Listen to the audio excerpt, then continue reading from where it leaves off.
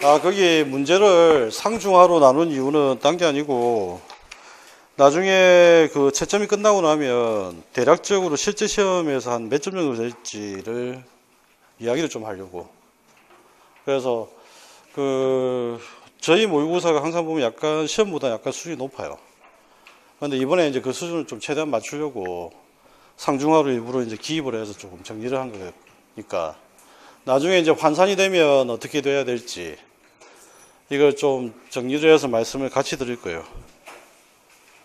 예, 대략적으로 아마 그래야 될 것 같아요. 자, 정치를 보도록 합시다.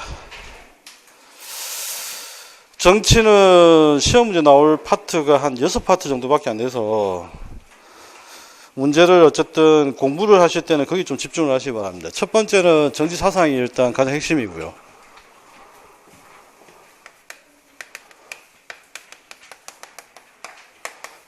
교과 경로는 아까 말씀드렸던 대로 이제 기출 문제 주제도 다시 한번 정리하시면 되고, 정치 같은 경우에는 정치 사상이 가장 핵심이고, 그 다음에 이제 두 번째는 민주주의. 그 다음에 이제 세 번째 같은 경우에는 우리가 이제 강론으로 들어가서 정리를 꼭 해야 될 게 정당을 꼭 정리를 해야 될 것이고,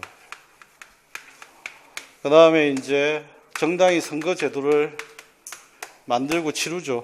그러고 나서 이제 정부 형태를 구축합니다. 그죠? 그리고 이제 국제정치. 그래서 이 6파트가 가장 제일 중요해요. 지금. 어쨌든 시험에서는. 지금 현재 가장 이슈가 되는 부분도 대부분 다 보면 여기 관련된 주제들이고, 그 중에서 이제 제일 중요한 건 당연히 정부 형태입니다. 그 다음에 이제 정부 형태는 당연히 민주주의와 관계되어 있어요.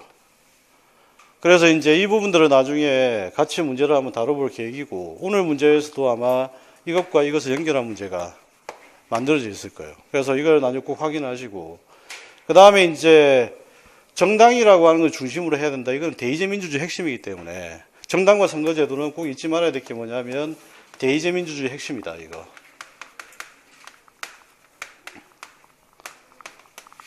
그래서 이건 반드시 꼭 같이 정리를 하시고, 6파트는 집중적으로 꼭 정리를 잘 해 두시기 바랍니다. 자, 우선 1번부터 한번 봅시다. 이걸 답을 뭐라고 썼죠? 시민적 자유라고 또 많이 썼죠. 그럴 것 같아서 냈어요, 사실은.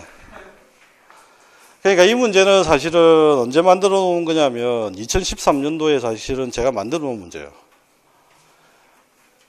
예. 그래서 가끔씩 가다 보면 이제 제가 만든 문제 중에 보면 한 2년 내지는 출제와 관련해서 한 2년이나 3년 정도 앞서는 문제들도 가끔씩 있어요. 그래서 이거는 기본적으로 자연적 자유하고 사회 자유인데, 이거는 누구 이야기냐면 존 로크 이야기예요.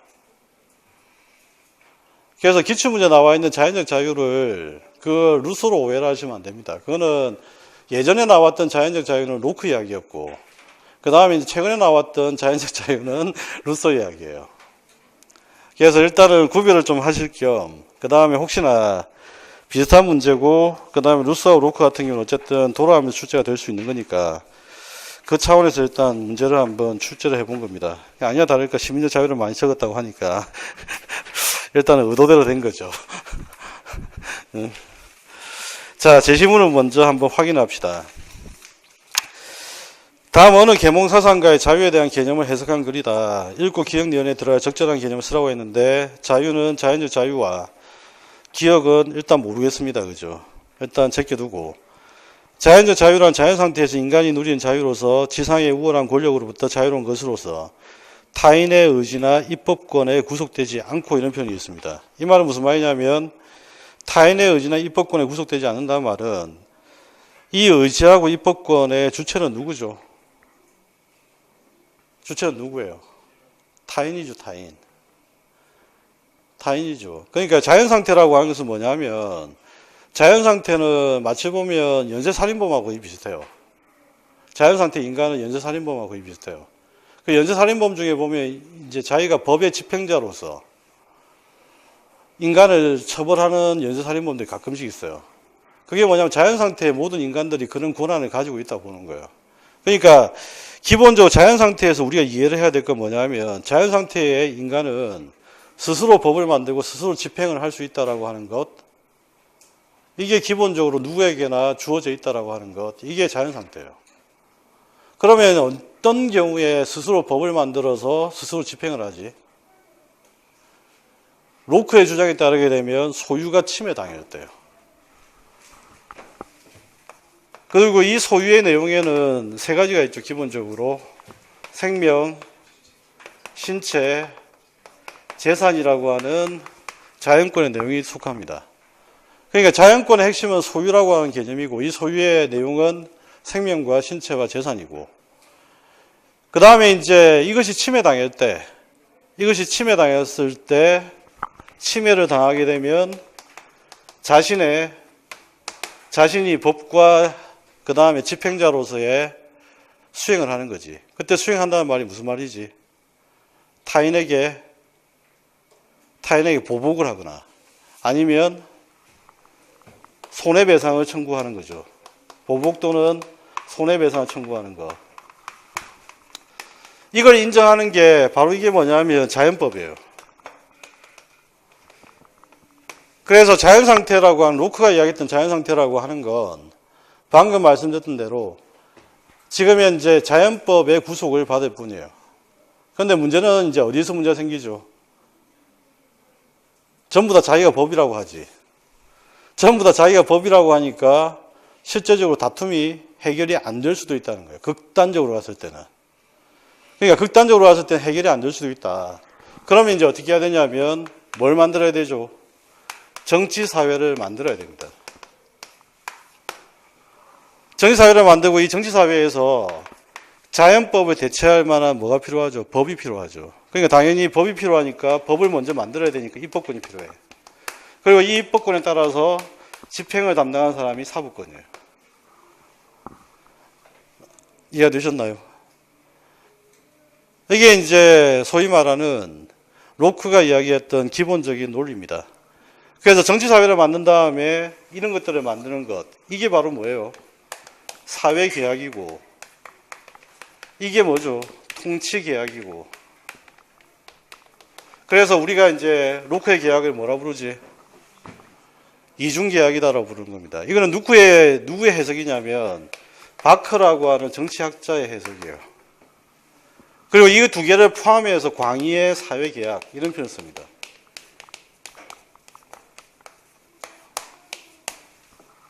광의의 사회계약. 그러면 이제 사회에서 누리는 자유는 어떤 자유지? 사회에서 누리는 자유는 입법권에 의한, 입법에 의한 자유죠. 그래서 이걸 이제 구별해서 사회 내에서 누리는 자유, 사회적 자유, 이렇게 부릅니다. 그런데 중요한 게 한 가지 있어요. 루소는 기본적으로 광의의 사회계약 중에 이 계약이 있을까요, 없을까요? 루소는 이 계약이 없어요. 지난번 강의 때도 이야기를 했지만 홉스하고 루소의 가장 결정적인 차이점, 모든 것을 일반 의지에 양도를 하고 모든 것을 리바이든에 양도를 하는데, 리바이든에 양도하는 것은 통치계약으로 복종계약이지만, 이해되셨나요? 그런데 이제 루소가 이야기했던 모든 것을 양도한다라고 하는 건 일반 의지 아래에 둔다라고 하는 거. 그 일반 의지 아래에 둔다라고 하는 통치계약이 아니지. 자기 지배 계약이잖아. 일반 의지 아래에서 자기 지배를 한다는 이야기거든요. 그래서 루소 같은 경우에는 기본적으로 바크가 이야기했던 통치계약 내용이 없어요. 그래서 우리가 이제 루소를 읽을 때마다 계속 헷갈리는 이유 중에 하나가, 홉스하고 로크 같은 경우는 논리가 좀 비슷해. 통치계약이 핵심이니까. 그런데 루소 같은 경우에는 통치계약이 없어. 그래서 우리가 직접 민주주의라 부르는 거예요. 이해되셨죠? 예. 그래서 자연상태에서는 누구나 자신의 의지, 그 다음 입법권, 사법권, 집행권, 이걸 다 가집니다. 그러면 이제 자신의 행동에 준칙으로 삼는 것은 어떤 것을 준칙으로 삼냐면 자연법만을 자신의 준칙으로 삼는 거죠. 내가 침해당했을 때는 보복을 하거나 손해배상 청구할 수 있다라고 하는 거. 그 그 다음에 이제 기억에 들어갈 내용은 그래서 사회적 자유입니다. 사회 자유를 보시면 사회 안에서 살고 있는 인간의 자유. 이거죠. 사회 안에 살고 있는 인간의 자유. 공동체의 동의에 의해서 제정된 입법권 이외에는 여타 입법권 하에도 있지 않으며 그 입법부가 위임받은 신탁에 따라 제정한 법 외에는 어떠한 의지의 지배나 어떠한 법의 제약 하에도 있지 않다. 그 말이에요.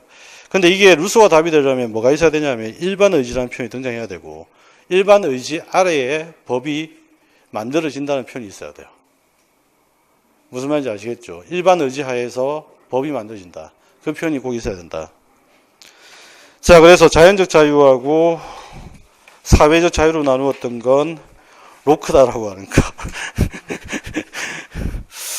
자, 그 다음에 이제 거기 해설을 한번 봅시다. 그래서 문제 정답에 보면 뭐라고 되어 있냐면 존 로크는 자유를 자연적 자유와 사회적 자유로 나누어 설명했다. 그 다음에 이제 답은 자연법이 들어가야 되고요. 니은에. 그 다음에 이제 자연법의 의미가 무엇인지 쓰라고 했는데 자연법의 의미는 뭐라고 했죠? 어느 누구도 다른 사람의 타인의 소유에 위해를 가해서는 안 된다. 이게 자연법이에요. 어느 누구도 타인의 소유에 대해 위해를 가해서는 안 된다. 그럼 그 소유의 내용은 뭐라고 했지? 생명, 신체, 재산이라고 했어요. 이건 풀어서 써도 상관이 없죠. 소유라는 개념을 풀어서 써도 상관없습니다.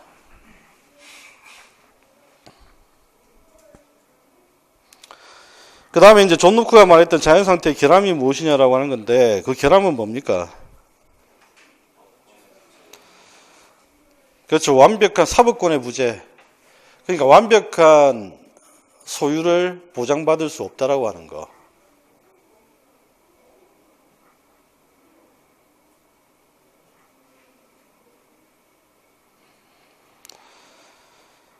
자, 완벽한 소유를 보장받을 수 없다. 그래서 권리를 침해당했을 때 적용할 수 있는 실정법이 없고 구체적 이야기를 하자면 권리를 침해당했을 때 적용할 수 있는 실정법이 없고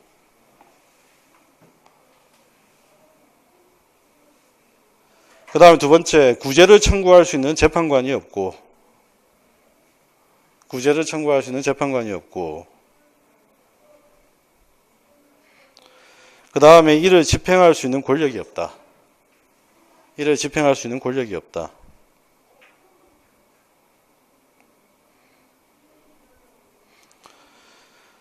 자, 그래서 그 다음 세 번째 보시면 로크가 말한 정치사회의 핵심에 법이 있다라고 하는 거. 그러면 이제 법을 적용하려면 우리가 기본적으로 법을 먼저 만들어야 됩니다. 그래서 제일 중요한 기구가 뭐냐면 입법권이 될 수밖에 없어요. 입법권. 그래서 이러한 규칙은 그 사회에서 확립된 입법권에 의해서 제정된 거다.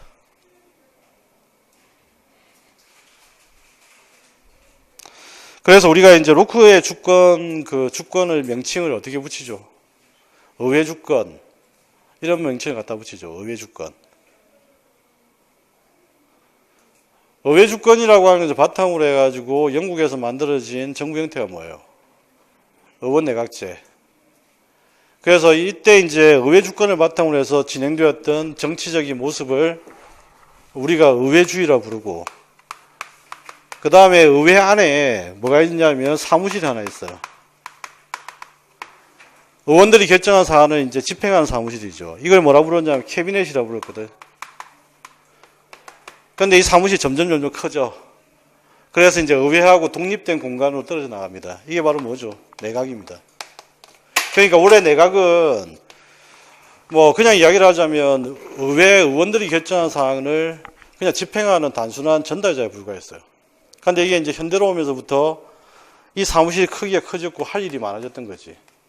그죠? 그러니까 이제 계속해서 사람들도 늘어나고 그러다 보니까 독립적인 기구로 이제 발전돼 갑니다. 이게 이제 캐비넷입니다. 캐비넷.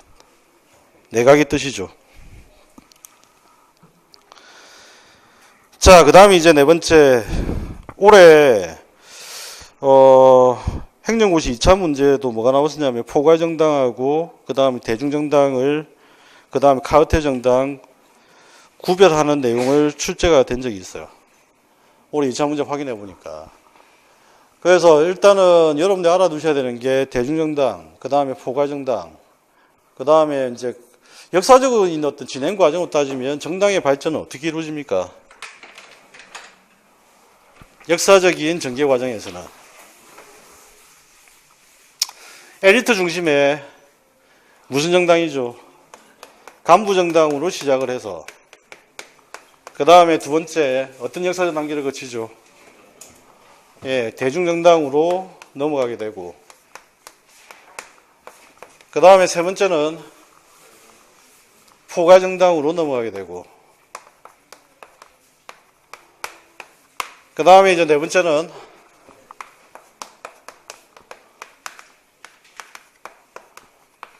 보통 이제 역사적인 단계로 우리가 구성할 때는 보통 이 네 단계로 구성을 합니다. 예. 왜 그런 거죠? 포괄정당하고 카르텔정당 결정적으로 어떤 성격의 차이가 있어요?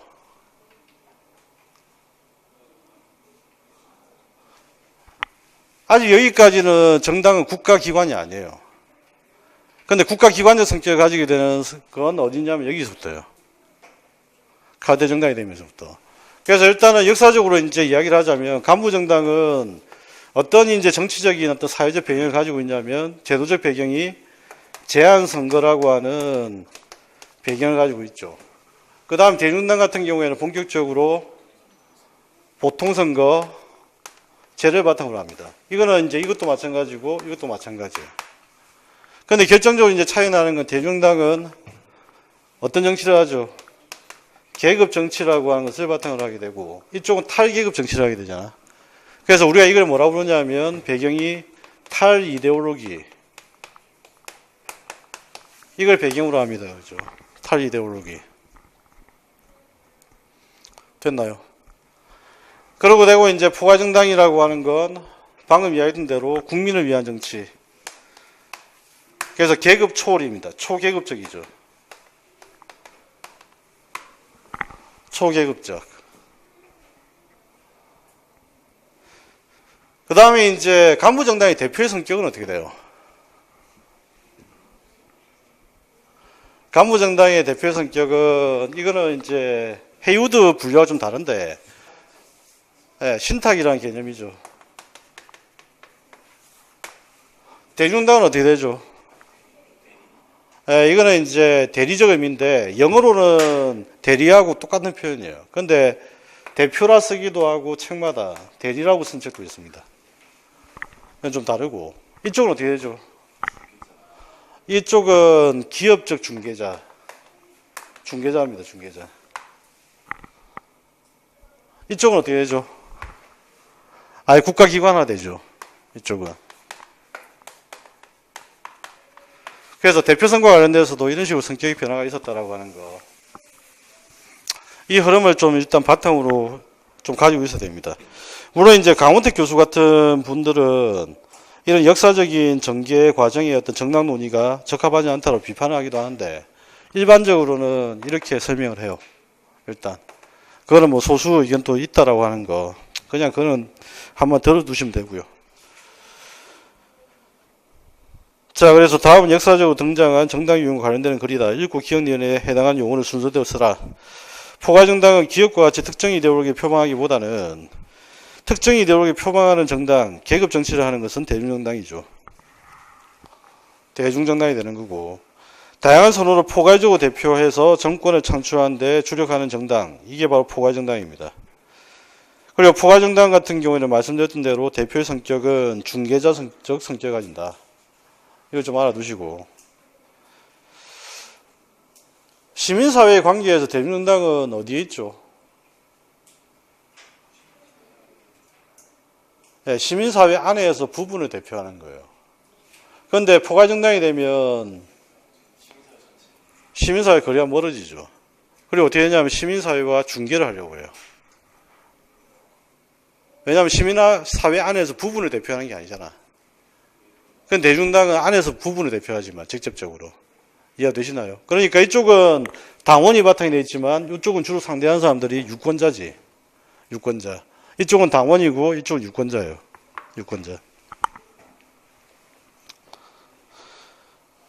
자, 현대정당 체제에서는 당원과 당의 유대가 약해지면서 이념보다는 이슈에 더욱 집중하게 되면서 자, 당원과 당의 유대가 약해졌다. 그러면 이제 누구와 접촉을 하게 되냐면 유권자와 접촉을 합니다.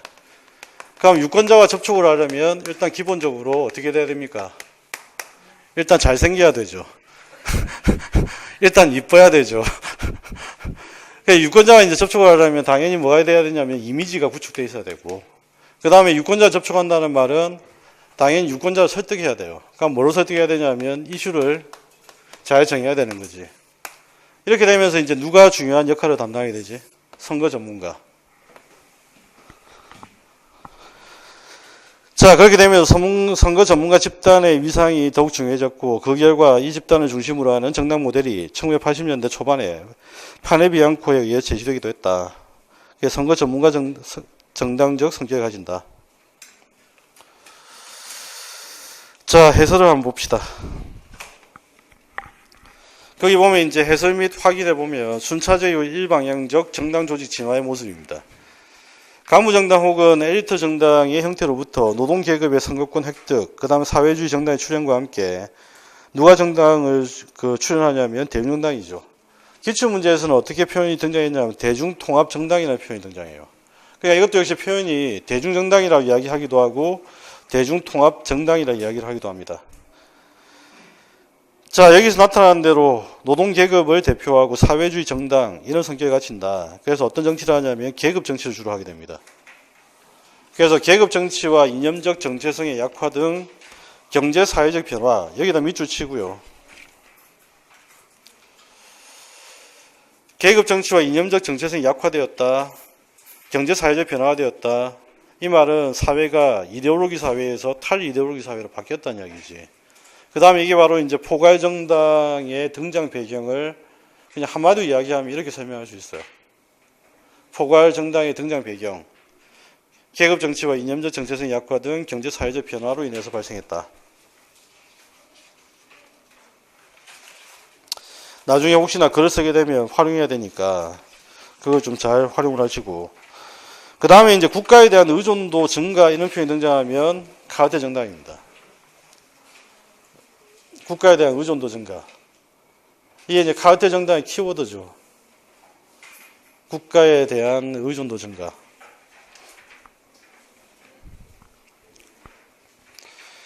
자, 2번부터는 비교하는 문제입니다. 대중정당은 특정 계급에 속한 당원들 지지 기반으로 했으나 점차 지지 기반의 약화로 직접 누구를 설득해야 되죠? 유권자. 자, 이를 위해서는 결국 누구의 이익을 초월하는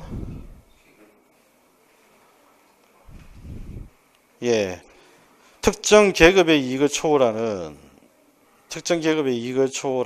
국민을 위한 정당을 표방을 하고, 그 다음에 이제 이슈를 선점하고 이미지를 극대화할 수 있는 선거 전문가 집단을 중시하게 되었다. 그 다음 세 번째, 사회 정치적 보편화 수준 차원에서 간부정당은 어떤 선거권이었죠? 제한적 선거권. 대중정당은 보통 선거권을 바탕으로 하고 있다. 대비를 잘 하시고요. 그 다음에 이제 4번에 정당과 대표 유형의 관계 측면에서 간부정당의 대표 유형은 이건 수탁자죠. 아까 이야기했던 대로 신탁자와 수탁자.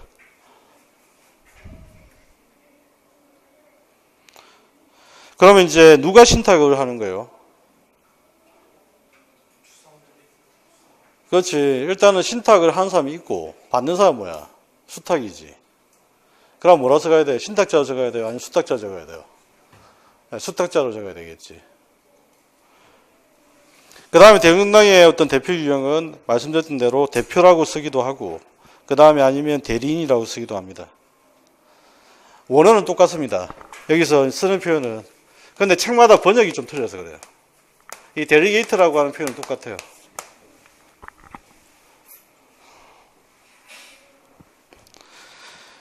그 다음에 이제 5번을 한번 봅시다. 2차 대전 이후 부르주아 정당, 사회주의 정당 모두는 이데올로기적 순수성을 택하는가와 선거에서 이기기 위해 그 특성을 포기하는가의 문제에 직면하게 되었다.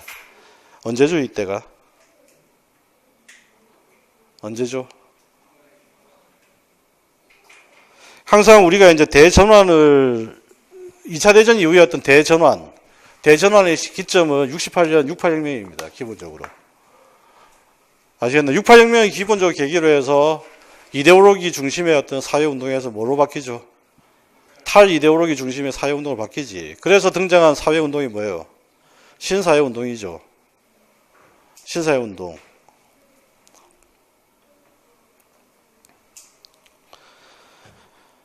자, 그 다음 사회주의 정당은 노동계급 의지만으로는 집권의 기회를 얻을 수 없었으며 예컨대 독일의 기민당과 같은 경우 카톨릭 중산층만으로 선거에 승리할 수 없었다.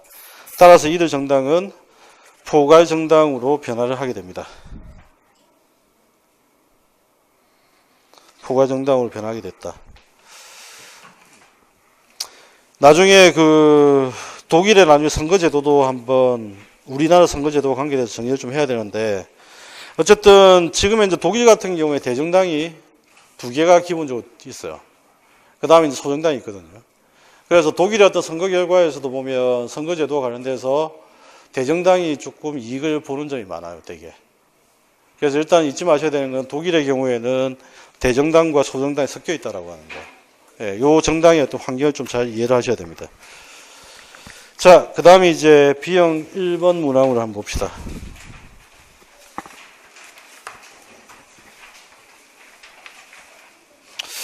오늘 사실은 가장 중요한 문제는 사실은 1번 문제예요. 대의제 민주주의에 대해서도 좀 정확하게 정리를 해야 되고, 그 다음에 이제 두 번째는 위인민주주의도 계속 헷갈리는 부분들 꼭 확실하게 정리를 좀 해야 되고, 그 위인민주주의 공부하면서 계속 물어보는 게 신대통령제가 뭐냐, 어떻게 다르냐, 이게 계속 물어보고, 그 다음에 또 한 가지 또 물어보는 게 또 뭐가 있냐면 국민투표제적 민주주의는 또 뭐냐, 관계가 어떻게 되느냐, 이걸 계속 물어보는데 오늘 그걸 한꺼번에 한번 정리를 해봅시다. 아시겠죠? 자, 대의제 민주주의를 지탱할 양대 축은 두 가지 원리입니다. 이거는 이제 헌법으로 들어가게 되면 이거보다 훨씬 원리는 많아요. 헌법으로 가게 되면 정부 형태 원리 중에 보면 정부 형태 통치 구조를 구성할 때 민주주의 원리부터 해서 권력 분립의 원리, 그 다음에 책임 정치의 원리, 책임의 원리까지 보통 한 3개나 4개, 5개가 보통 언급되는데 정치학에서 제일 중요한 건 대표성 원리하고 책임성 원리 두 가지예요. 대표성 원리와 책임성 원리 두 가지입니다. 그런데 우리가 이제 책임 기제는 자주 공부했죠. 제가 계속 강조했던 거니까. 책임성은 크게 두 가지로 나눠서 책임 기제를 대의제 민주주의에 만들어 놨다. 첫 번째가 뭐죠? 네, 책임성의 원리에 따라 대의제 민주주의는 기본적으로 두 가지를 기본적으로 만들어 놨는데 첫 번째가 뭐냐면 수직적 책임 기제고 그 다음에 두 번째는 수평적 책임 기제입니다. 이거 누가 쓴 거냐면 제가 쓴 거 아닙니다. 누가 썼을까요? 이거 오도넬이 쓴 겁니다. 실제로 오도넬이 쓴 걸 지금 현재 우리나라에서도 많이 인용해 쓰고 있는 거고 어쨌든 수직적 책임 기제 그 다음에 수평적 책임 기제 이렇게 나누게 되고 수직적 책임 기제는 국가 권력이 누구를 상대로 하는 거예요. 이거 수직적 책임 기제는 누구와 누구의 관계냐면 권력과 유권자의 관계예요. 수평적 책임 기제는 누구와 누구의 관계죠? 이거는 권력 상호 간의 관계예요. 그러면 이제 수직적 책임 기제의 가장 대표적인 권력과 유권자의 관계의 대표적인 것은 선거죠, 선거. 수평적 책임 기제의 가장 중요한 것은 권력 분립의 원리를 바탕으로 해서 됐죠. 권력 분립의 원리를 바탕으로 해서 만들어지는 건데 감시감독 기구도 수평적 책임 기제에 다 속합니다. 그러면 감시감독 기구 중에서 가장 대표적인 게 뭐가 있지? 감사원. 이것도 역시 마찬가지로 수평적 책임 기제와 관계되는 대표적인 것들입니다. 그 다음에 또 뭐가 있냐면 이제 옴부ds만 같은 것도 마찬가지고요. 네. 이런 것도 여기에 포함되는 것들이다. 라고 하는 거. 이걸 좀 이해를 하시고. 그럼 한번 봅시다. 위인민주주의는 기출문제에서 어떤 표현이 등장하죠? 기출문제 어떤 표현이 등장하던가요? 대의기구를 무시하고 포고령에 의한 정치 이런 표현이 등장하잖아. 그러면 그 위인민주주의는 이것도 까고 이것도 까는 거지. 그럼 위인민주주의에서 소위 말하는 대의제 민주주의의 기본 원리에서 벗어나는 거. 가장 문제가 되는 건 책임성의 원리죠. 책임성의 원리. 이해가 되시나요? 그 차원에서 문제입니다. 그 다음에 지금 현재 수평적 책임기제에서 권력 분립의 정신이 가장 잘 구현된 정부 형태는 뭐예요? 대통령제죠. 아까 우리가 이제 말씀드렸던 대로 존 노크가 이야기했던 입법권, 의회주의. 의회주의에서 의회가 여기에 있고 사무실이 여기 있었잖아. 그러니까 내각이라고 하는 게 사무실 내부에 있었잖아요. 의회 사무실 내부에. 그러니까 이거는 기본적으로 권력의 융합이죠. 그래서 기본적으로 권력 분립의 정신이 철저하게 구현된 건 우리가 이제 흔히 이야기한 대통령제다라고 하는 거. 이걸 이제 종합적으로 이해를 하고 있어야 이 문제를 정확하게 풀 수가 있습니다. 이해가 되셨나요? 자, 그래서 위민주주의는 여러 가지로 설명하고 써먹을 때 좀 제법 많습니다. 그래서 그걸 이제 잘 이해를 하고 정리를 좀 해두자. 어차피 정치 같은 경우에는 이번 1회 모의고사는 약간 좀 어려워요. 근데 그 이유는 뭐냐면 정치에서는 문제가 기본적으로 한 2문제 정도 아니면 최소한 1문제 정도는 내가 공부를 해도 못 푸는 문제들이 많죠. 공부를 해도 못 푸는 문제들이 많은데 그 문제들은 전부 다 학자들이 기본적으로 생각들을 하고 고민들을 하는 것들입니다. 그래서 그런 것들을 이제 종합적으로 한번 다루기 위해서 여기서 한 개 1번하고 2번 문제입니다. 그래서 1번 문제를 한번 보시면 대의제 민주주의를 지탱하는 양대 축은 대표성 원리 및 책임성 원리다. 대의제 민주주의는 소수 엘리트의 담합과 공포에 의한 지배를 극복을 하고 선거를 통해 나타난 유권자의 정치적 의사를 보다 직접적으로 정치 과정에 반영시키는 대표에 의한 정치를 강조하는 게 대의제 민주주의다. 근데 이것도 읽으면서 이렇게 오해를 하시면 안 됩니다. 대의제 민주주의에 문제점이 있지 않냐. 그건 대의제 민주주의의 문제점이고 대의제 민주주의가 원래 꿈꿨던 이상은 이 2가지 원리의 실현이에요. 대표성 원리하고 책임성 원리입니다. 또한 대의제 민주주의 책임성 원리는 2가지 방금 이야기했던 대로 2가지로 나눠지죠. 수평적 책임성하고 수익적 책임성. 그런데 기억에는 뭐가 들어가면 될까? 네, 이건 수익적 책임성이 기억에 들어가야 되겠지.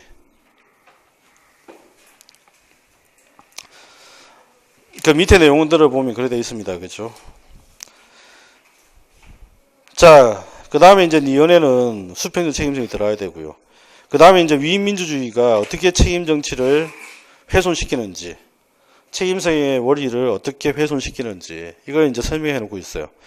위민주주의는 지지자와 의회 통제와 구속을 회피한다. 우선 대통령을 지지해준 당원 및 지지자들에 대한 수익적 책임성의 위반이고, 또 다른 회피는 의회 사법부 정당 등 대통령 권한을 제어하는 헌법상 기구들에 대한 수평적 책임성의 우회다.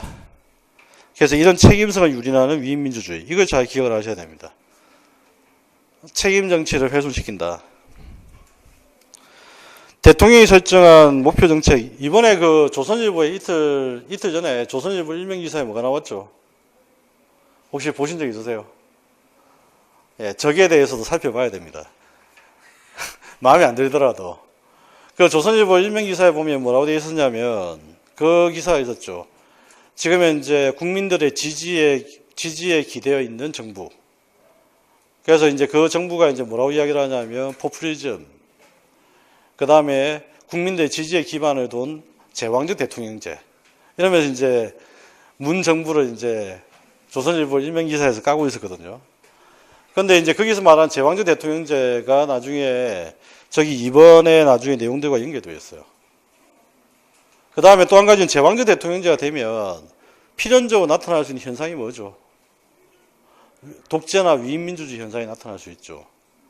그러면 제왕적 대통령이 되면 위민주주의 현상이 나타나게 되면 당연히 여기서 나온 것처럼 책임을 회피하려고 할 거 아니에요. 그 제왕적 대통령제의 형태의 정부 형태, 왜곡된 정부 형태가 신대통령제입니다. 이해됐죠? 그 다음에 이제 위민주주의와 관련돼서 이 신대통령제나 제왕적 대통령이나 독재적인 대통령이 여러 가지 어떤 현상들을 보여줘요. 방금 이야기했던 책임성을 회피하는 것은 뭐가 되죠?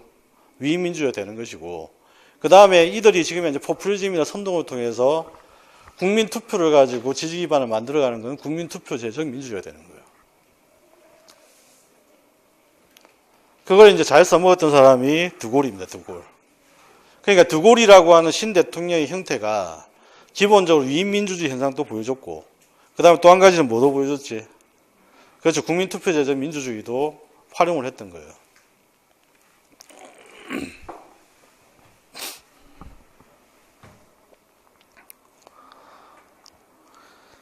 자, 그러면 이제 마지막 문장. 이런 책임성 유린한 위민주주의에서는 대통령이 설정한 목표, 정책, 이익을 실현하기 위하여 정부 일방의 포고령이나 위로부터의 동원에 의한 국민투표가 자주 발동된다. 1번, 대의제 민주주의와 위민주주의 차이를 설명하는 가장 핵심적인 원리를 쓰라고 했는데 어떤 거죠? 위민주주의도 선거로 당선이 됩니다. 대표성 가지고 있죠. 그렇죠. 가면 이제 가장 핵심적인 차이는 책임성 원리입니다. 선거를 통해 당선되기 때문에 대표성을 가지고 있다. 하지만 책임성의 원리에 차이가 난다. 그 다음에 이번에 기업과 연에 들어갈 원리를 순서대로 각각 쓰라고 했습니다. 이거는 뭐 방금 이야기했던 수직적 책임하고 수평적 책임성이고, 그 다음에 세 번째 포퓰리즘. 포퓰리즘과 비민주적 체제에 등장하는 거 돼 있는데, 포퓰리즘이라고 하는 건 뭐예요? 아래로부터의 선동이에요? 위로부터의 선동이에요? 위로부터의 선동입니다. 위로부터의 선동. 됐죠? 그래서 위로부터의 선동을 이용해서 정당성을 획득해 나가는 수단, 방법을 쓰는 게 아까 국민투표라고 했잖아요. 됐습니까? 국민투표. 그러면 이제 이 국민투표제적 민주주의가 위민주와 연결되었을 때 제일 큰 문제점은 뭐죠? 국민들을 투표에만 동원하고 국민에 대해 책임을 져요, 안 져요? 책임을 안 진다는 거지. 이해가 됐죠? 국민들을 선동해 투표에 참여만 시켜오고 책임은 지지 않는다. 자, 방금 이야기했던 내용들을 다시 한번 해설을 통해 다시 한번 정리합시다. 거기 1번. 문제 정답에 들어갈 이야기는 대의제 민주주의와 위민주주의 차이를 설명하는 가장 핵심적인 원리는 책임성 원리다. 그 책임성 원리가 들어가야 되고요.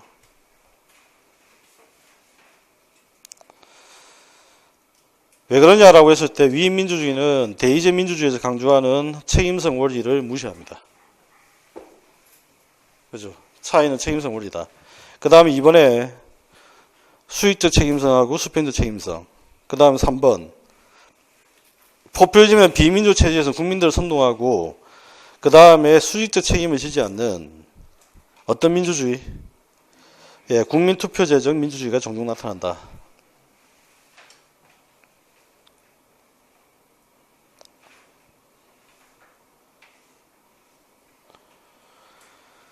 자, 두 번째 해설 및 확인을 한번 봅시다. 선거에 승리한 집권 세력은 선출해준 유권자들에게 어떤 책임을 져야 되죠? 수직적 책임을 져야 됩니다. 대통령제에서 책임은 여론과 공론에 의해 형성된 사회적 합의를 따르는 것이고, 많은 신생민주주의에서 투표에 의해 선출되어 통치를 위임받은 정부가 집권 후에 유권자와 의회 책임을 지지 않는 일방적 폐쇄적 통치 현상, 이게 뭐죠? 예, 위임민주주의입니다. 그러니까 위임민주주의는 두 가지가 다 걸립니다. 그죠? 유권자와 의회 책임을 지지 않는다.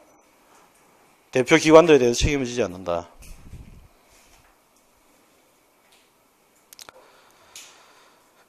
자, 그리고 위임민주주의는 지지자와 의회의 정치적 통제와 구속을 회피한다. 첫 번째 회피는 대통령을 지지해준 당원 및 지지자들에 대한 수익적 책임성 위반이고, 또 다른 회피는 의회나 사법부 정당의 대통령 권한을 제어하는 헌법상 기구들에 대한 수평적 책임성 위반이다. 이거는 이제 방금 우리가 확인했고, 그 다음에 또 들어갈 이야기는 수익적 책임성하고 그 다음에 수평적 책임성 그대로 적으면 되겠고요. 그래서 수익적 책임성과 수평적 책임성을 유린하는 위임민주주의에서는 대통령이 설정한 목표, 정책, 이익을 실현하기 위해서 정부 일방의 포고령, 그죠? 정부 일방의 포고령, 그 다음에 위로부터의 동원은 뭐죠? 국민투표. 위로부터 동원에 의한 국민투표가 자주 발동이 된다라고 하는 거 기억을 하시고, 우리나라에서는 기본적으로 거의 위민주주의 현상이 되게 많이 발생한 것으로 다들 분석을 합니다. 심지어는 가장 민주적이라고 생각했던 노무현 정부에 대한 평가도 위민주주의라는 평가가 있어요. 실제적으로. 그거는 이제 왜 그랬냐면 그때 의회하고 어쨌든 소통이 잘 안 되면서 대통령이 지금 현재 어디에 했냐면 시민투표를 한번 실시하려고 한 적이 있어요. 지방선거에다 신임을 묻겠다라고 해서. 그래서 그때 이제 그 현상을 두고 이제 위민주주의라는 이야기를 듭니다. 아시겠나요? 자신의 신임을 걸고 그 다음에 투표에다가 신임을 거는 경우, 이 경우가 이제 위민주의에 연결되어 있다라고 하는 거. 자, 여기까지 일단 하고요. B형 2번부터 법은 점심을 먹고 와서 하도록 합시다. 오늘 첫날이라서 조금 일찍 마친다라고 말씀을 드렸고, 근데 마치고 나서도 제가 계속 있을 거거든요. 그래서 웬만하면 오늘 모의고사 쳤던 내용들하고 이런 내용들은 이 자리에서 다 복습하고 끝내시고, 그 다음에 질문할 거리들은 좀 제발 들고 오세요. 질문할 거리 좀 들고 와서 부지런히 질문하고, 예, 그렇게 해서 정리를 좀 하고 돌아가도록 그렇게 합시다. 아시겠죠? 예. 자, 식사하고 보도록 합시다.